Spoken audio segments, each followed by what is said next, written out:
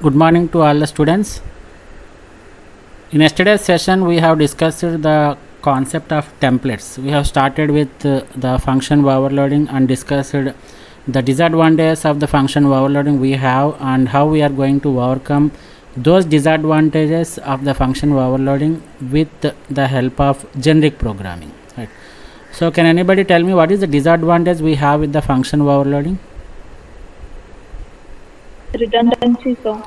Yes, redundancy of code will be there. How we are going to overcome it by using the concept of generic programming? Using templates, sir. Right. So the generic programming can be implemented by using the concept of templates. So when we use templates, what happens is you are able to pass the data types as the parameters to the functions. So you can write a single code, that is the generic algorithm you can give, and the same generic algorithm can be used to implement different operations, right? So this is only possible when you pass the data type as the parameter. So all these things we have seen. Now tell me, what is the advantage we have with the templates?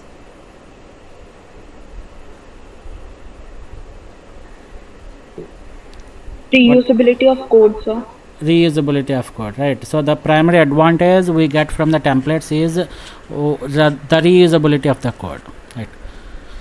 So in today's session we are going to discuss one of the important topic in templates, that is the types of templates. We have two types of templates, that is the function template and the class template.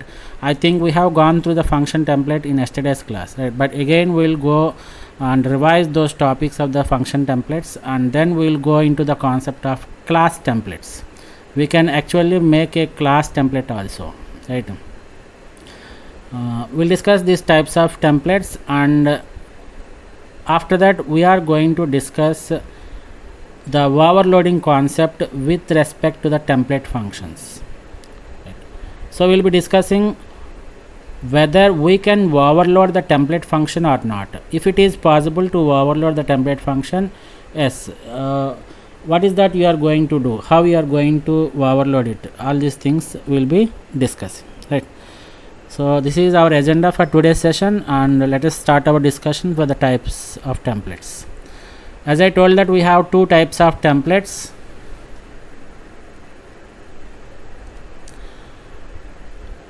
The first one is the function templates and the second one is the class templates. So when you make the template for a function, we call it as a function template. When we make a template for a class, we call it as a class template. So we'll see what is the difference between this function template and class template. So coming to the discussion on the function template, can anybody tell me what could be the difference between a normal function and a function template? It's a very straightforward and simple answer, right? So you know everything about the generic programming, and you know what these function templates are, and you know what functions are. My question is very simple. Please give me the difference between the normal function and a function template. In a function template, we pass data type as parameters, sir. Right. And what about the normal function? We have to specify the data every time, sir. Right, super. So in other words, whatever you said is correct only, but in other words, when we want to discuss about the normal functions, you are going to deal with only one data type with respect to the normal functions. But in the case of function templates, you are going to deal with more number of data types. Why? Because the function template allows the programmer to input the data type as a parameter. So when you are dealing with the function templates, you are going to deal with more number of data types, whereas when you are dealing with the normal function, you are going to deal with only single data type, right? For example, if you take an add function, if it is a normal function, I will take these direct values like this, int x comma int y. So this add function is capable of performing the addition of two integer values. So I am specifying, so this add function is going to deal with only integer type of data. But when I specify the same function with the templates, right? What is this T here? Template. Is a template argument. We call it as a template argument. So in order to specify the template, we will start it with the template keyword, and after that we have to open the angle brackets, and within the angle brackets you have to specify the type name space T. So this T is very important. This is called as the template argument, right? And this is going to catch whatever data that is being passed. So if the user passes the integer values, the T is going to be converted into integer. If the user passes the float, the T is going to be converted into float. So this is called as the template argument, and it is going to take different forms at different situations, depends upon the value that is passed by the user, right? So this is the add template that I have given. Everything is similar, but except it is going to deal with the template argument, and as I told that the template argument is capable of holding any data type, and the data type which it holds purely depends on the input that is given by the user, right? So as if you can observe this template, this is capable of dealing with different data types. So this is the only difference we have between this normal functions and the template functions. Is it clear? Yes, sir. Yes, sir. Right. So a function template works in a similar manner as to that for a normal function, with only one key difference, that is the single function template can work with different data types at once, but a single normal function can only work with only one set of data types. This is the major difference between it, right? So normally if you have any problem where we need to deal with two or more types of data which has the same type of instructions, right? So we have same type of instructions, but we are going to deal with more number of data types. For example, you take the add function. So if I can add two values, so if it is integer, you can make use of this add function to be dealing with the integers. So if I want to deal with the floating points, the same set of instructions we have, but the data types it is going to accept is going to differ, right? Here it is going to accept int and it is going to accept double. Let us take like this. So in such situations, whenever we have the same set of instructions to be implemented with different types of data, we can go for the concept of function overloading. Am I right or not? Yes, sir. But when we make use of the function overloading to implement such type of scenarios, what happens is you are going to repeat the same set of instructions for different data types. So it is unnecessary effort that is given to the programmer. So in order to avoid such type of burdens on the programmer, where the experts came up with one new concept which is called as the function template, where you can simply write a generic algorithm and you can pass the parameter as the data type, and hence that particular function will work as different functions or different functions that deal with different types of data in different scenarios. So whenever we have the same set of instructions, you can go for the function overloading, but the disadvantage is unnecessarily we are putting burden on the programmer, where the programmer has to repeat the same set of instructions. In order to avoid this, or in order to overcome this disadvantage that comes with the function overloading, we can go for the concept of function template. So if the function overloading is used, we have a lot of difficulties like redundancy in code, and maintenance is also become difficult, right? So whenever there is an error, you have to check each and every function. For example, assume that you have 4 different functions that perform the same functionality but with different data types. In such scenarios, the maintenance of the code, the identification of the errors like debugging will be a very difficult task. So to avoid this, we are going with the concept of function templates. Am I clear? Yes, sir. Yes, sir. Right. So as I told in the yesterday's class, the function template starts with the keyword template and followed by the template parameters inside this angle brackets. So it is followed by the function declaration or function definition also, whatever it may be. Nothing is wrong. So let us have the syntax. As I told that it always starts with the template keyword, and within the angle brackets you have to specify the parameters. And how you are going to specify the parameters means you have to use an argument. This is called as a template argument, and before that you have to use a keyword called class, or this can be replaced with the type name also. Both are equal. And whenever you want to change the data type with respect to the inputs that is given by the user, there you will be specifying the template argument. So this sum function, SOME function, is going to return the template argument. Similarly, it is going to accept one parameter which is of type template argument. So this is how you can write the code. So in the above code, T is a template argument. This we have discussed, right?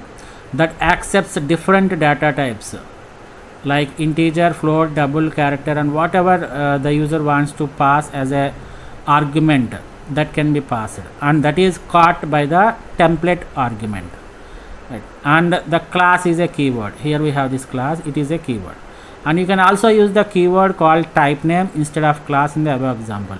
Both of them will work, anything you can use, right? But it is a convention that we make use of the type name for the function templates, and we use the class for the class templates, right? Is it clear? Yes, sir. Yes, sir. So this is an example that is given here to explain the concept of function template. Yesterday we have seen one example, right? Yes, sir. Right. So that is also an example of function templates, but here we are going to give one particular example based on the pass by reference. Yesterday class we have seen the example of pass by value, right? How many types of parameter passing mechanisms are there? Two types. Two types. What are they? Pass by value and pass by reference. Right. So it is the pass by value and pass by reference. The pass by reference is also called as pass by address, right? But there exists a minor difference between the pass by reference and pass by address also. Right. So let us see. Let us forget about the pass by value and pass by address. We are going to give an example for this function template based on pass by reference. Right. We will see what it is going to do. We know what this IO stream and using namespace std is, right? No need to explain. And here he has defined. Is it defined inside a class or outside the class?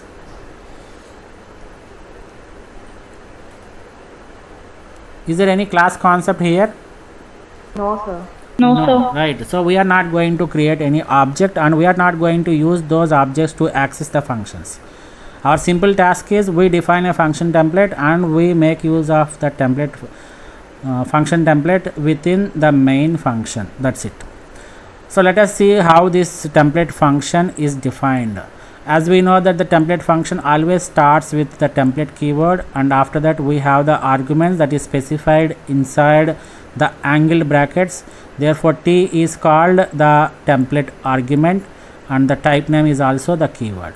So once the compiler comes across this statement, it will assume that whatever is going to define after this template statement will be treated as the function template, right? So what is the name of the function we have? Swap. What is the return type? Void, sir. Void. How many parameters it is accepting? 2, sir. 2, sir. 2. What is the data type of these 2 parameters? Void. What is the data type of the Template arguments? argument, sir. template argument is, sir. Template, sir. Super. Right. It is the template argument. It is the template argument. Right. So the advantage of the template argument is it can take any form. It can take the form of integer, it can take the form of double, it can take the form of character. It depends on the values that is passed to this particular swap function. But if you observe those parameters, you can here clearly see that these n1 and n2 are passed as the references. These n1 and n2 are passed as references, right? So you know the operators that are present inside C, that this is one operator. We have seen it in the concept of pointers. This is one operator and this is another pointer, another operator. What is this symbol called as? Reference operator. Reference This operator, is called sir. as reference operator. Super. What is this operator, star operator, called as? Dereference operator. Dereference. It is called as dereference operator. So we are going to use the reference operator in the formal parameter list. Are they formal parameters or actual parameters? What are actual parameters in a function? Which are in main function, sir. It's not it should not be defined as the parameters inside the main function. The actual parameters are the parameters that are passed during the function call. So here this is a function call, am I right or not? This is another function call, this is another function call. So I have three function calls, and in the first function call I am calling the parameters I1 comma I2. That means I am passing the parameters I1 comma I2. So this I1 and I2 are called as the actual arguments. So the actual arguments are the arguments which are passed during the function call. This is a function call, am I right or not? Yes, sir. So during function call, whatever parameters you pass to the function, those parameters we treat it as the actual arguments. So once I will tell all these things, right? And coming to the formal parameters, the formal parameters are the parameters which are declared inside the function definition. Is this the function definition or not, from here to here? Yes, sir. Right, this is the Yes, definition sir. of the function. That means it consists of the head as well as the body. So entirely the head plus body is called as the definition of the function. So once we have the definition of the functions and whatever parameters that are declared inside the parameter list of the function, those parameters we call it as the formal parameters. Is it clear what is the difference between the formal parameters and actual parameters? Yes, sir. Yes, sir. So you can observe here in the formal parameters that these formal parameters are using the reference operator, this one. Right. So we are taking the reference of the actual arguments. I will tell you what this reference is. Right. For this time being, you please remember that we are going to take the formal parameters as the reference parameters. That's it. So this is an example for pass by reference. Right. So in the body of the function, he has taken a temporary variable and he has implemented the logic to swap the numbers n1 and n2. Right. So here I completed the function definition. Up to here the point is clear, right? Yes, sir. Yes, So sir. coming back to the main function, here I am declaring two integer variables I1 and I2. I have two values that are assigned to I1 and I2 respectively, that is 1 and 2. Similarly, I take two floating point values and I am assigning the values of 1.1 and 2.2 to f1 and f2 respectively. Similarly, I take two character variables C1 and C2 and A and B as assigned to C1 and C2 respectively.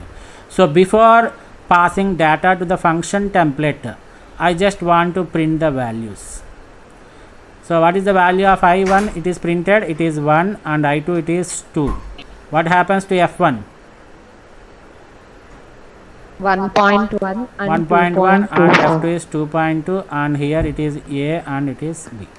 So these are the values that are printed before passing the data to the functions. Right. So listen carefully. From here the concept is very important. After these values are printed, we have the function calls to swap function. There are three function calls to the swap function.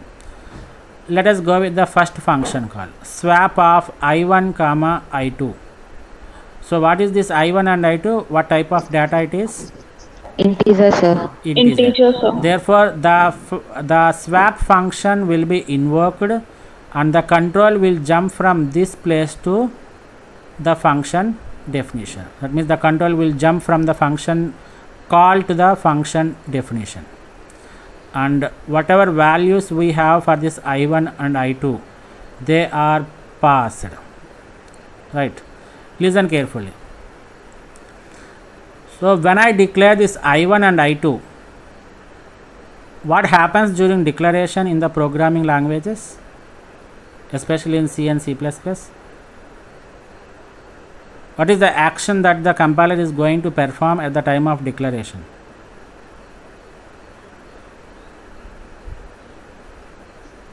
Allocating memory, sir. Super, right. So let us take a memory here. This is the primary memory we have, and assume that I1 is allocated at this location and somewhere I2 is allocated at this location. Right. So I have the value of 1 here and I have the value of 2 in I2. Up to this point it is clear, right?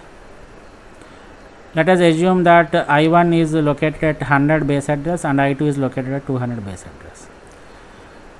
So during the function call swap of I1 comma I2, I am going to pass these 1 comma 2 for this, but here I am taking the reference variable, right? What do you mean by reference? Means this n1 and n2 are used as the reference to the already existing variables. What are the already existing variables? I1 and I2, sir. I1 and I2. So I am not going to create another variable. Listen carefully. This is very important. For example, if I don't give this reference symbol, what happens here?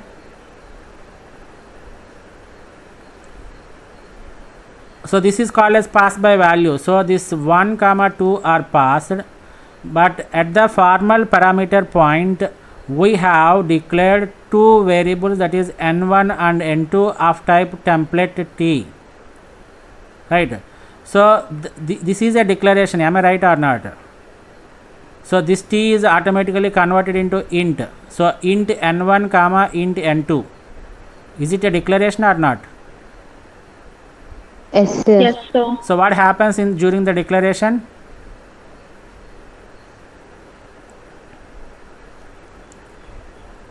Memory will be allocated. So in the same memory, some other memory location, we have this n1 and n2, right? Is it clear up to this point? Yes, Yes, sir. sir. Let us assume that it is 300 and this is 400, and these values I1 is copied to n1 and I2 is copied to n2. So what are the values of n1 and n2 we have?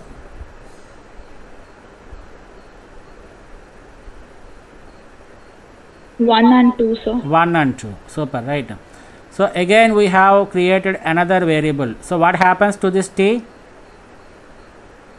To what data type it is going to be converted?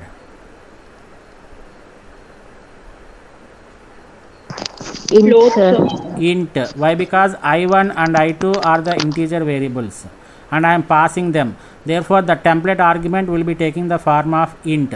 So wherever t is there, it is going to replace it with integer. So this is int temp. Is it a declaration or not? Yes, sir. Right. So again, sir. in that memory, assume that at 500 the temp variable is created. Now temp is equal to n1. What is n1?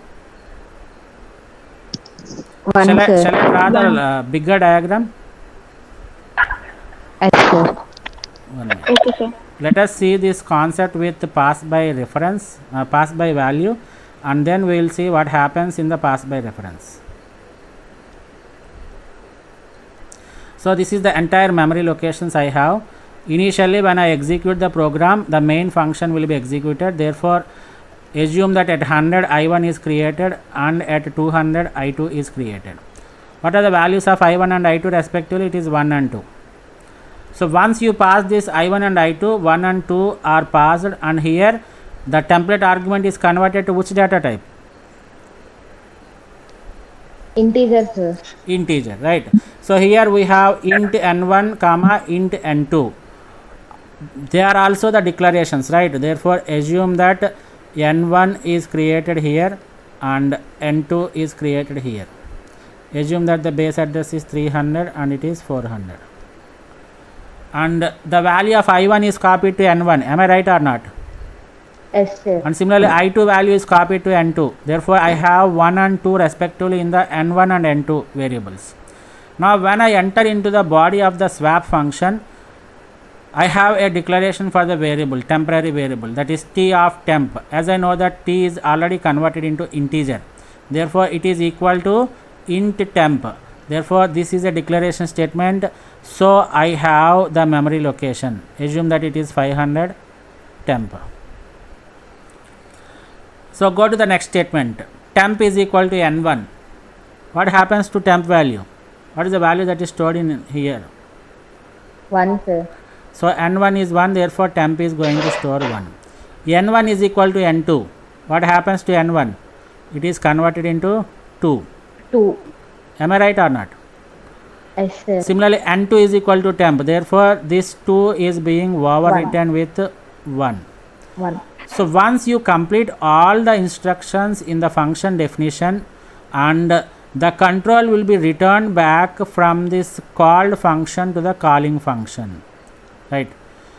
And remember carefully that when you are returning from the called function after executing the function successfully, while you are returning, the local variables will be destroyed. So what are the local variables I have in this function?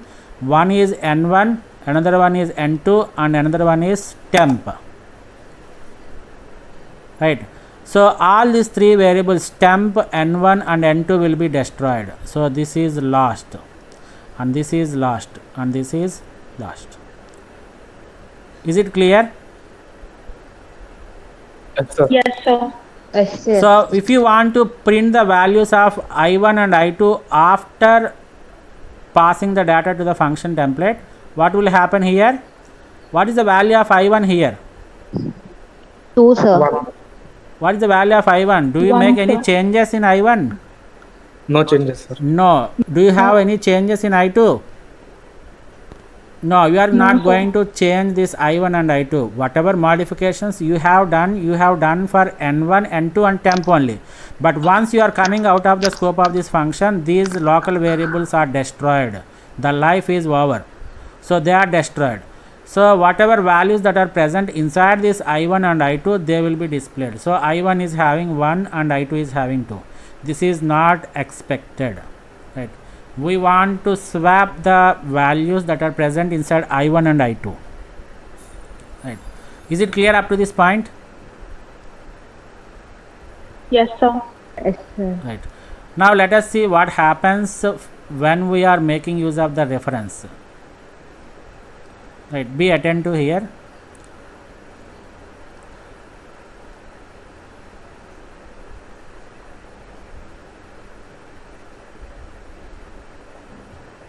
Right. See here.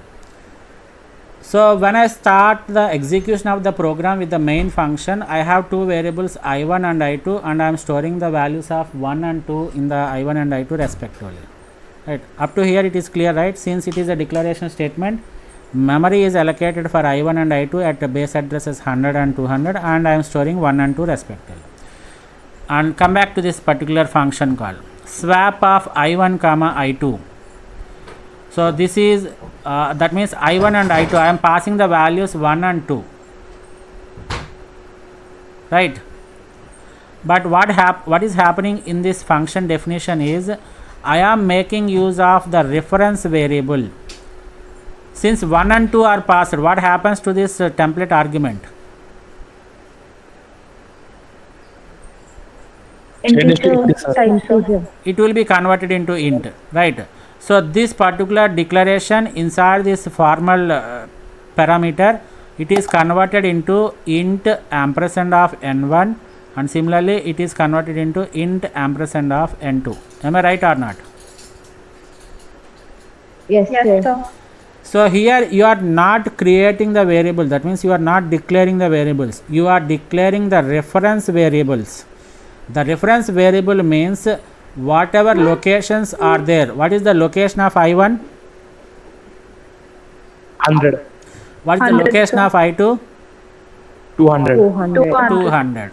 So this 100 is having the name as I1 and 200 is having the name as I2. Am I right or not?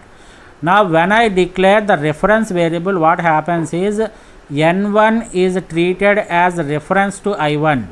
Similarly n2 is treated as reference to I2. The meaning of reference is we are not going to allocate the memory for these reference variables, but these n1 and n2, they are going to serve as the reference to the actual variables. What are the actual variables we have? I1 and I1, I2. I2. So the same, we have n1, right? We have n1 here, and it is in the memory only, don't get it. But we are not going to give the name as we are not going to allocate the memory for this n1 and n2. So what happens here is the same location, that is 100, will have another name other than this I1, which is called as n1, right? Similarly, what happens to n2? The 200 location will be having another name n2 other than this I2. So that is the meaning of reference. You are creating the reference variable. That means you are going, in other words, you can say that you are going to give the alias name. What do you mean by alias name?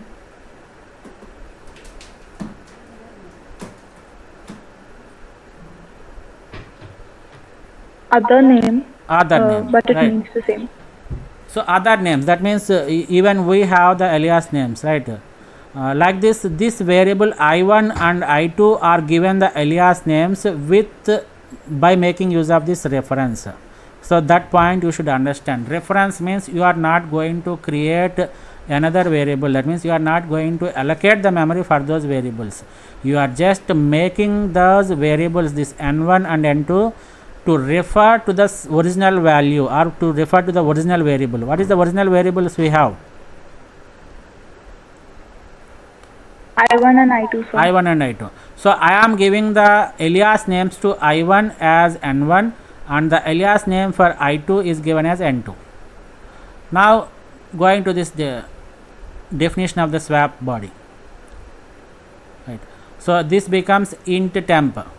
So since it is a declaration, assume that temp is created at location 300, and what happens here? Temp is equal to n1. So n1 means which location it is going to refer? 100. 100. So it is directly operating on the memory locations of I1 and I2. That is the need of these reference variables, right? So temp will be storing 1 and n1 is equal to n2. So instead of n1, I can write it as I1 is equal to I2. So this is how it is going to convert. Is it right? So Okay. n1 is equal to n2 means the n1 value will become 2, and last one n2 is equal to temp means it will become 1, right? Is it clear up to this point?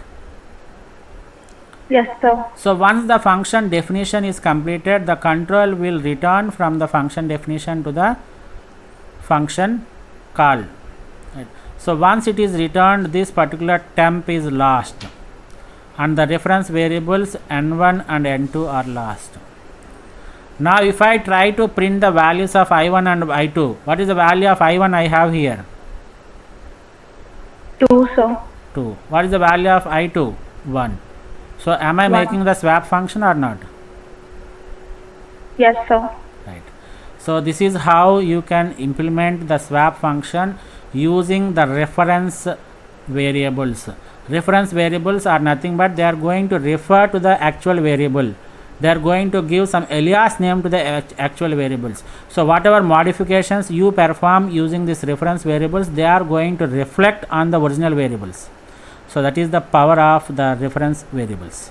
Is it clear? Yes, sir. Right. So let us come back to our template function. So when I call this swap function with I1 and I2, which are the integer variables, the template parameter is going to be converted into int. So wherever we have this stay, we have this int. So it is going to swap the values of I1 and I2, right? And similarly, when I have the second swap function call with F1 and F2, since F1 and F2 are the floating point variables, the 1.1 and 2.2 are passed here. Since the function is called with the floating point variables, the template variable now it is going to be converted into float.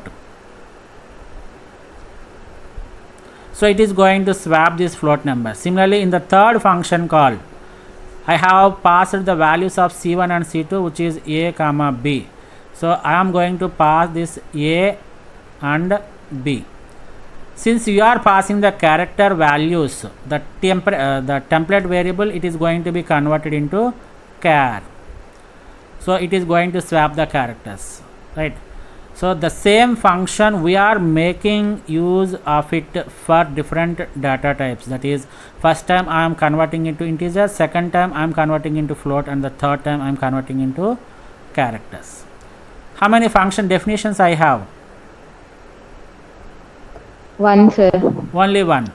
But am I using it for calling with three different data types? The same generic algorithm. This is called as generic.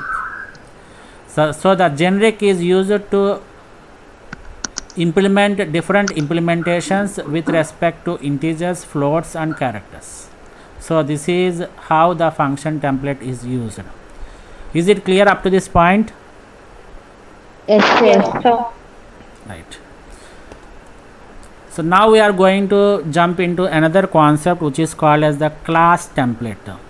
So can anybody tell me when do we require the class template? Any simple idea you have?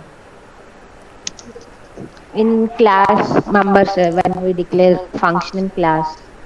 Right.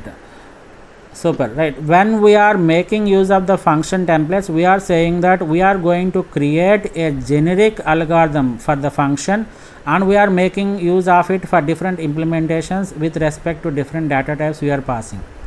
In the same manner, if we have the same functions and if you have the same data members, but same data members means the number of members are same, but they should be different data type, right? So in order, instead of declaring different classes that deal with different data types, it is better you create a single class template and you pass the parameter to the class template such that it will be converted into the class of that particular data type, right? Is it clear? Yes, sir.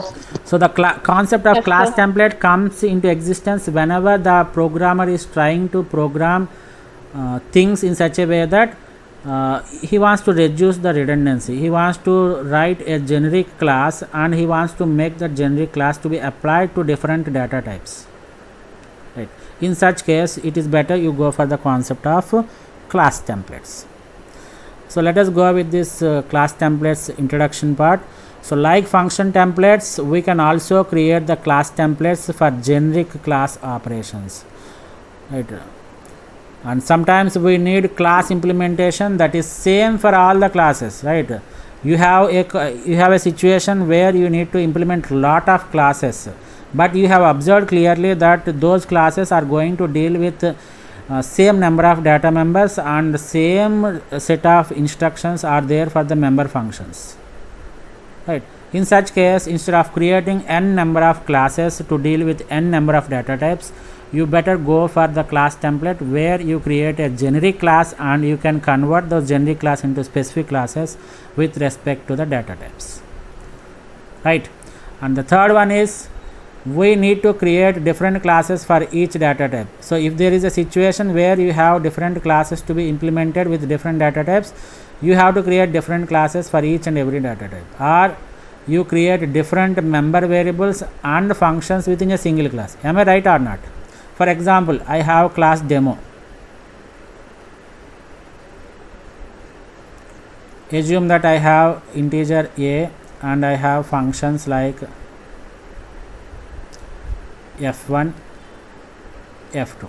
Let us assume this one. So in other class I need to deal with only one data member, but that data member belongs to float. Let us write like this. Class, let us take it as demo f. Right now I have one variable float f, and I have the same functions f1 and f2. Both f1 and f2 are doing the same, are meeting the same purpose as that of f1 and f2, that is declared inside this class demo. Similarly, I have another class demo c, which stands for characters. So I have character variable ch, and I have the same functions which are declared under the public scope f1 and f2. So the f1 and f2 that is defined inside this demo c class is similar to that of f1 and f2 that is declared inside this demo f. That means they are going to perform the same operations, and this f1 and f2 is similar to the demo class that deals with the integer. So in such situations, if a situation arises like this, so either you have to create 3 different classes like this, or you can create a simple class and you can make use of different data members in the same class also. And here you have to repeat these things. This is f1 and f2 for integers, and this is f1 and f2 for to deal with float, and you write 2 more functions, same functions, function overloading, f1 and f2 that deals with character. Right. Either you can go with this 3 classes concept, or you can go with a single class with different data members and function overloading concept. Right. Is it clear? Yes, sir. So what is the disadvantage we have with this particular type of implementations? Whether you go with the 3 classes or whether you go with the single class with the function overloading and different data members, you are unnecessarily wasting your time in writing the redundant code. So all these f1 f2 are similar, but you are going to deal with different data types. Therefore you need to define the f1 and f2 with respect to these particular data types. It is unnecessary waste of time and efforts for the programmer. So in such situations you can go for the concept of class templates, where you can simply reuse the same code and for all the data types. Only one time you write the code, that particular code we call it as the generic code. Simply we can call it as a generic also. Is it clear up to this point?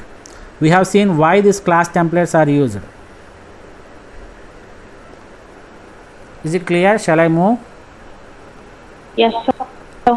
Yes, sir. So the way you create the function template is the same thing you are going to use for the creation of the class template also. Right. Same thing. So before the class definition, you will start the class template declaration with the template keyword, and after that within the angle brackets you are going to give the template arguments. Right. And you know that this class is a keyword. Am I right or not? Yes, sir. And what is this T here? Template argument. Argument, sir. Template argument, right? So after this template declaration is done, I start my class in a normal fashion, right? How you are going to declare the class in the normal programs, you are just defining the class here also. So this is class and class name. After that I have different data members, and in the public section I have var, which is of type T. So what happens to this var when I pass the integer?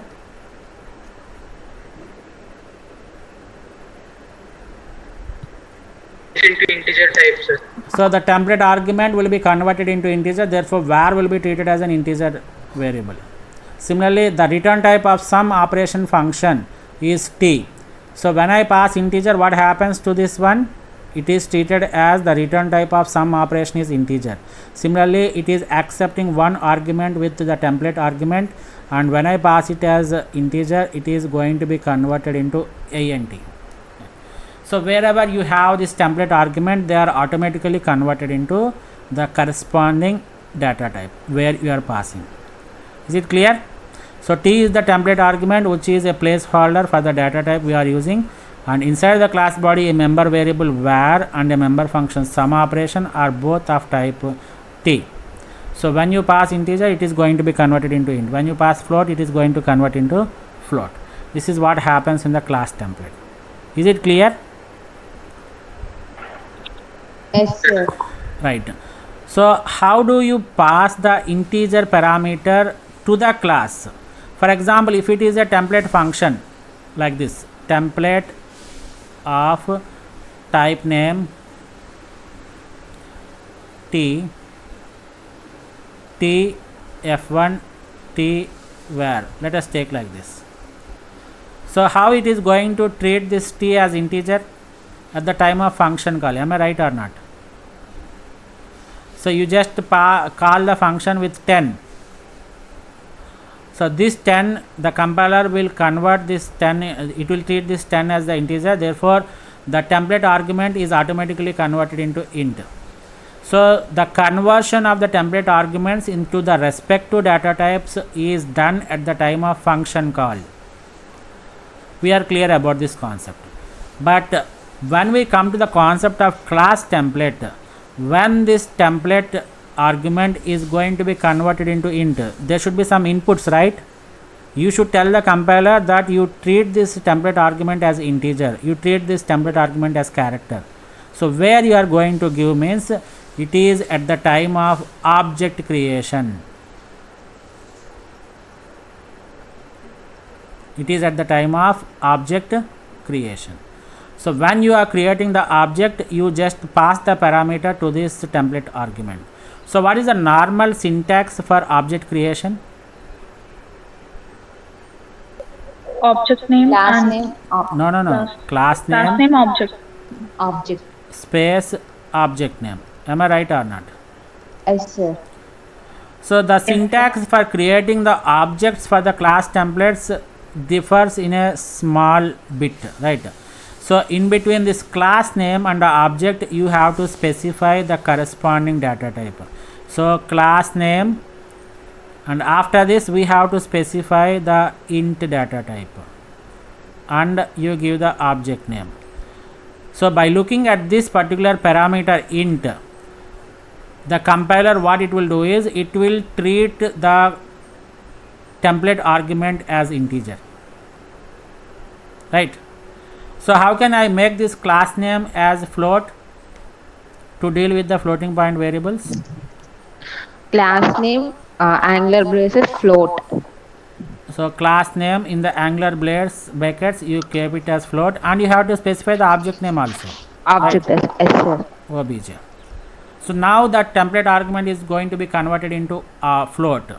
How can I convert into char? Same thing, class name, and you give the char data type inside this angular brackets, and you create the object.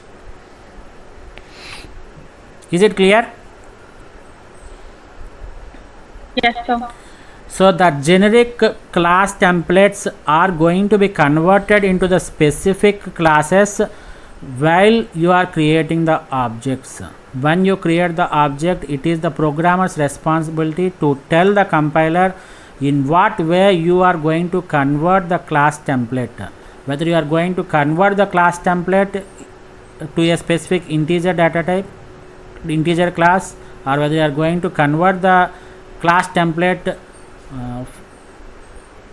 for the floating point data or the float class, or whether you are going to convert the class template into character class. Everything should be specified at the time of object creation. This is very important, right? So this is how we create the objects for the class templates. We use the class name, and after that we use the angular brackets, and we specify the data type, so that we are giving some instructions to the compiler saying that you please convert the given class into the integer specific class. Right. Is it clear? So this is class name, I am converting it to integer, float, and then I am converting into string. So the same class we are going to make use of it with different data types, one with integer and second with float and the third with the strings. Is it clear? Yes, sir. Yes, sir. So here is an example to for the class template. Right. So after this we will simply close the concept, and the overloading of the class templates we will discuss in the next class. Right. So we are clear about this IO stream and std, namespace std. Right. So what is the name of the class I am creating here? Calculator, sir. Calculator. And if you observe this calculator class definition, the calculator class definition is preceded with the template statement. So the template to convert the class into a template class is you have to precede the class definition with the template keyword followed by the template arguments which are specified inside the angular brackets. So what is this class here?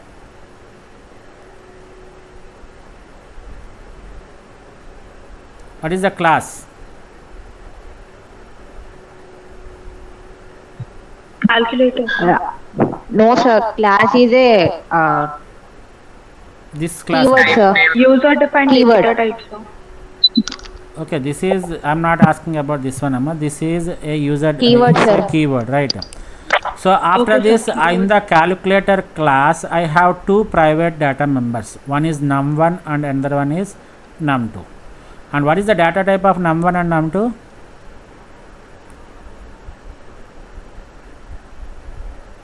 Template argument, sir. Template argument. Super, right? So with respect to the class which I am going to create at the time of objects, this num1 and num2 are going to take those values. That's it. So if I create a calculator object with integer, these num1 and num2 are converted into integers. That's it. So in the public section, I am defining number of functions, right? So in the first function, I have this as calculator. What is this function? What is the name of this function? Parameterized constructor, sir. Right, parameterized constructor. So I am using two variables n1 and n2 of type t. So when I create an object of integer, n1 and n2 are going to be taken as integers. That's it. So I am just assigning this n1 to num1, which is a private data member of the class calculator, and similarly I am assigning n2 to num2, which is a private data member of class calculator. And I have another function called display from here to here. Display result.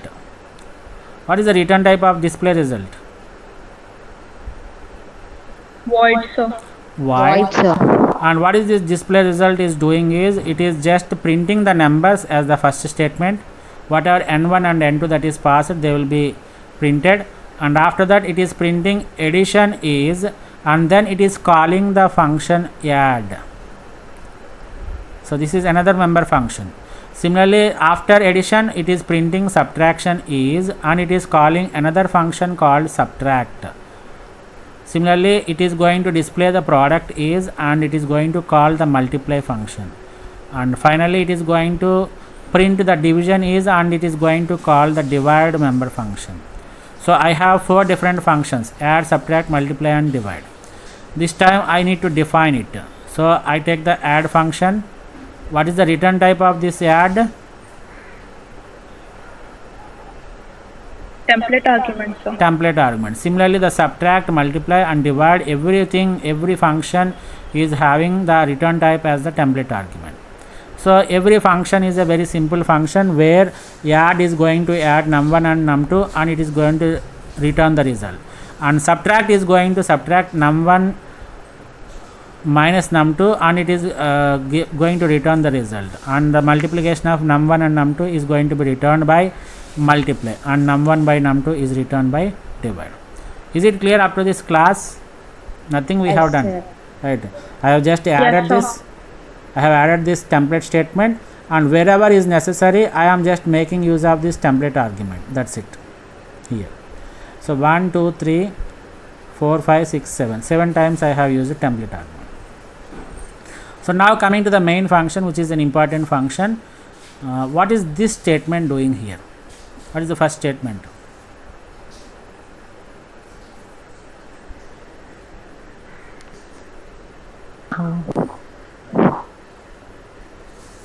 Tell me what is this statement 1 is going to do here?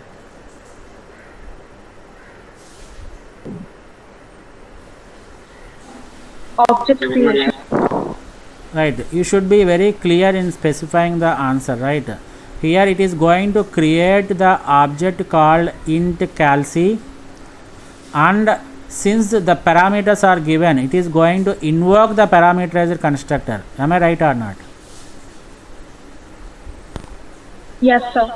Yes, And at the sir. same time it is going to pass the parameter int to the class template. So the template argument is going to be converted into int, right? And what is that num1 and num2 for this int calci? What's the value of num1? 2, 2, sir. sir. 2. What is the value of num2? 1, sir. 1. 1, sir. And here I am going to create the second object called float calci. What is the name of the object? Float calci. Float sir. calci, and it is going to accept two parameters, 2.4 and 1.2, and y, and that means it is going to invoke the parameterizer constructor where it is assigning the value of 2.4 to num1 and 1.2 to num2. So for this float calci, what is the num1 value? It is 2.4, and for this float calci num2 is 1.2. 1.2, sir. Right. And it is going to create a specific class with respect to the float. Why? Because while creating the object I am passing the data type float as the parameter. Therefore this class template up to this point it is a generic class, but now I am converting into a specific class of float. So wherever this t is there, they are going to be treated as float, right? So after this int results, so I am going to invoke the display result function of int calci object, right? So int calci dot display result. So it is going to print these numbers. Numbers are, what is the result of this one? What is that it is printed? So it is going to invoke this function, right? What is the first cout function we have? Cout statement. Numbers, sir. num1 and Numbers are, what is num1? Num 2 and 2, 1, sir. sir. 2, and we have this and also, right? And it will print it as Yes, sir. 2 and 1. And after this it is going to execute this statement. Therefore I will get it as addition is, and it is going to invoke the add function. So it is going to add this num1 and num2, which is 2 plus 1, which is 3, and it is returned, right? So the result will be 3. And similarly the next statement is subtraction is 2 minus 1 will be returned 1. Similarly multiply will get the output as product is 2 into 1, that is 2 is returned. Similarly divide, division is, 2, sir. it is going to invoke the divide function, and it is going to return the value of 2 by 1, which is 2. Is it clear? Yes, sir. Yes, sir. So if I want to invoke, or if I want to print the results of the floating point object, so I call the display result of float calci object with the syntax float calci dot display result.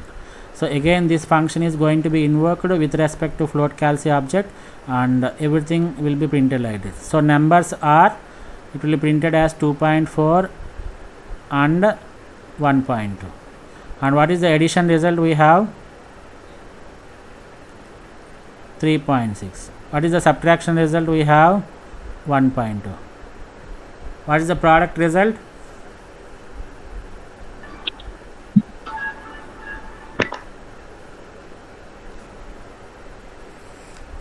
What is the product of 2.4 and 1.2?